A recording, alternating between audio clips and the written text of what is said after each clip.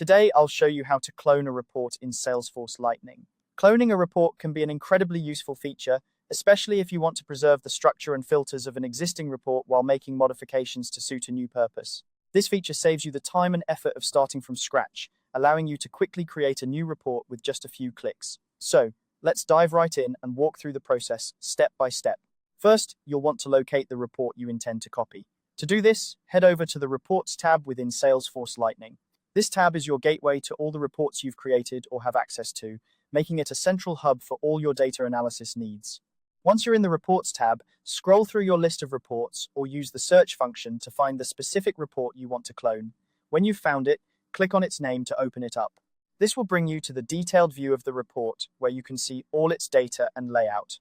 Once you have the report open, take a look at the top right corner of your screen. Here, you'll notice a toolbar with several options. You'll want to focus on the Edit button, but don't click on it directly. Instead, look for a small drop-down arrow right next to it. This arrow is key to accessing additional options, so go ahead and click on it. Doing so will reveal a menu with various actions you can take on the report. From the drop-down menu, select the option labeled Save As. This is the function that allows you to create a duplicate of your current report. By choosing Save As, you're essentially telling Salesforce that you want to save a new version of this report with its own unique settings and title. At this point, you'll be prompted to fill out details for your new copy.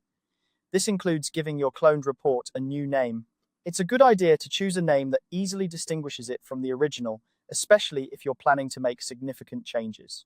You may also have the option to add a description or choose a folder for the report. Take a moment to fill in these fields as needed, ensuring that your new report is organized and easy to locate in the future. After you've entered all the necessary information, you're ready to create your cloned report. Simply click the Create button to finalize the process. Clicking Create will save your new report, and you'll be redirected to the New Reports page where you can begin making any edits or adjustments you desire.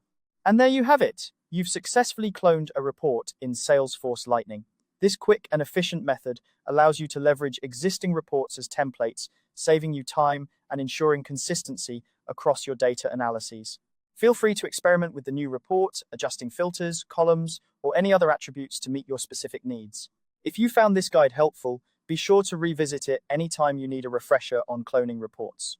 Thanks for watching, and happy reporting in Salesforce Lightning.